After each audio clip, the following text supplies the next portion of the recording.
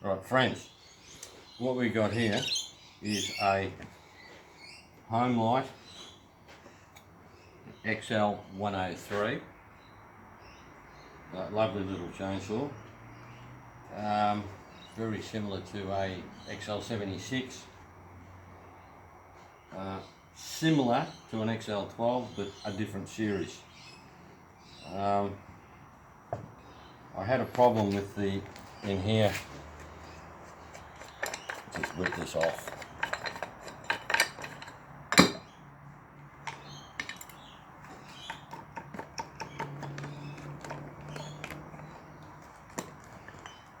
And this had a SCD carby, SCD, Wildbro, and it had the accelerator pump on the side, and it was all very fancy, and I couldn't do anything with it. Couldn't tune it.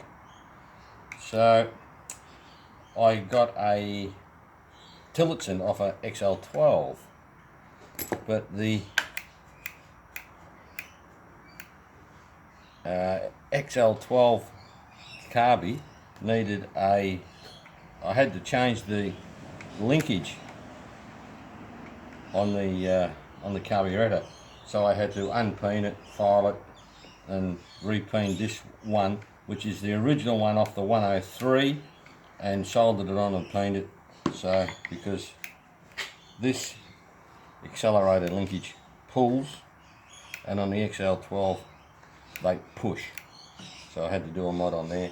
And I'm very happy with this Tillotson carby. Stayed attuned.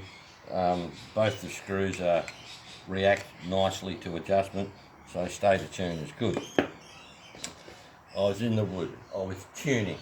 I was getting it going nicely, and it developed this heavy clunk, rattle, death rattle. Couldn't work out what was going on. So upon further investigation, it sounded like it was coming from this side. So I pulled the starter assembly off, and we come around to here, if you'd like to come around to here. What had happened was that I had a few of these fins missing. I think 1, 2, 3 fin was missing there. And of course this pawl is stopped, or it's held captive by, it can't go any further than that fin. Now that fin was missing, and the next fin was missing, and I think the next fin was missing as well. And I thought, oh yeah, well I'm only missing 3 fins. That I knew that, but I didn't equate it with anything. I thought it was inconsequential. But when I got it going sufficiently hard enough, pulling enough revs, what had happened was that this starter pawl had come around and pivoted here, and it took the coil out. If you can see there, it's lifted, got a bit of damage to this coil here, and I thought, oh geez, that's no good. So we didn't want that. So I had to get a mate to import. I thought I'll just put an XL12 flywheel on there, but no, it's different. Different diameters, different, wouldn't fit. So I had to go on eBay. I had to get a mate to go on eBay, and we imported this from America. I think it was X amount of dollars, but it was still within the feasible realm of things. So we did that, and I think I had to change these pawls, and of course they got a hair valve spring on them to keep them spring loaded into towards the center of the crankshaft, with a wave washer and a stop washer, and that's all got to be set up nicely so they've still got tension, so they don't vibrate out. I think I may have Loctited these in with a low strength Loctite. So, and that pawl is held by that fin, so we turn it round, that pawl is held by that fin, and that's the stop. So there you go.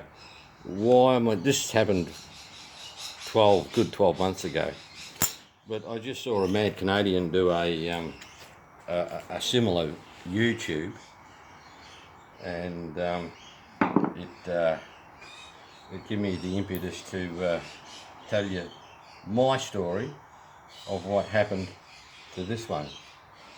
So there you go.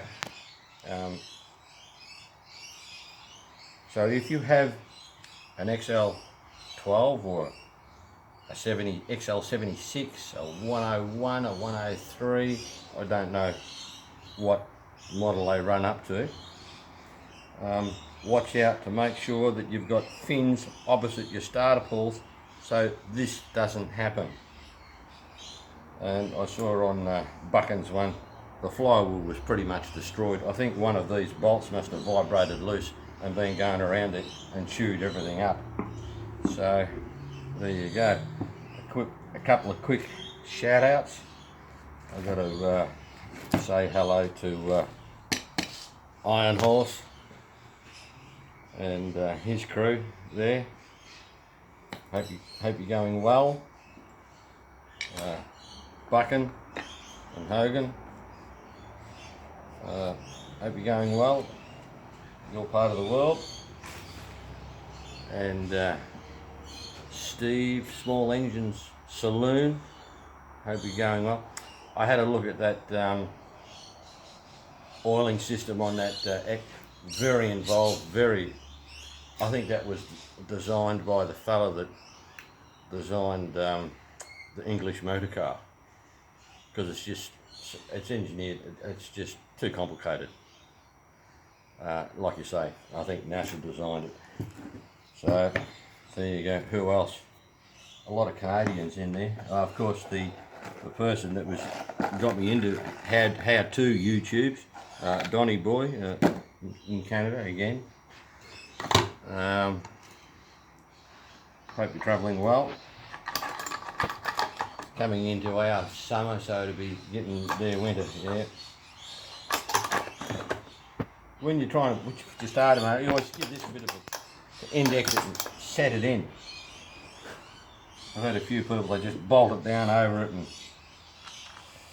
and it's not very successful. They jam it and then they do what I'm about to do when I find the apparatus.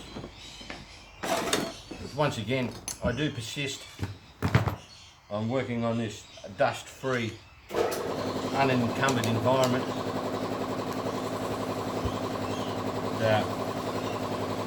Just keeps the continuity of flow of work happening so much easier.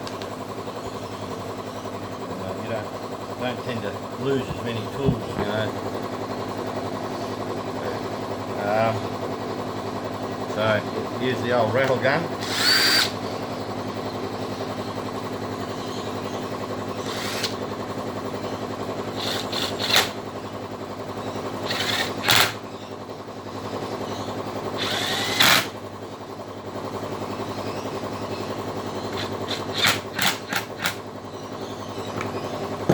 But after the rattle gun, get the appropriate size screwdriver and feel the tension, because when you're out in the field you may not have an 8mm or a 5/16. You will have a blade screwdriver kicking around, even if it's under the seat of the Ford F100 truck. I didn't do that right. I wanted to feel how tight it was, then do it up.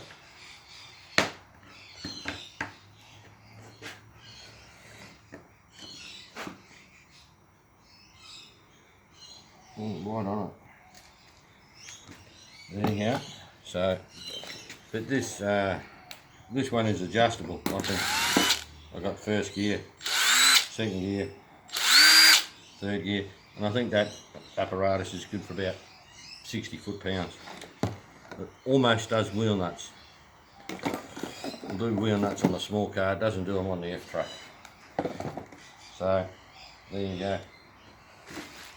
I think I've covered everything. I'll just check that starter to make sure that, yes, indexed.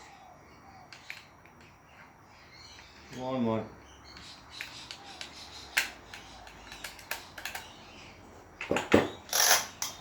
she's working.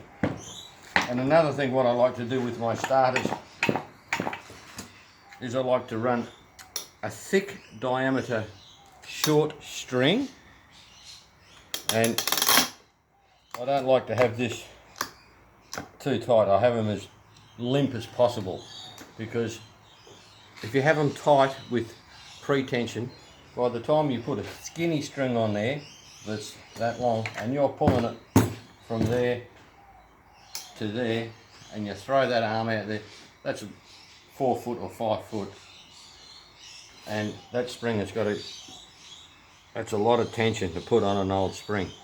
Much better to break the rope than it is to try and heat up the end of the spring with an LP torch or something when you're out in the field and making your eye for the spring. Much easier just to put a string in. It comes back to when you're playing with older things, that parts are getting hard to get, hard to find parts. It's called mechanical sympathy, and yes, I suppose that comes with age. But anyhow, now if I'm subscribed to you and I haven't mentioned you in a shout out, I will. Alright, have a nice day, be kind. Blockhead out.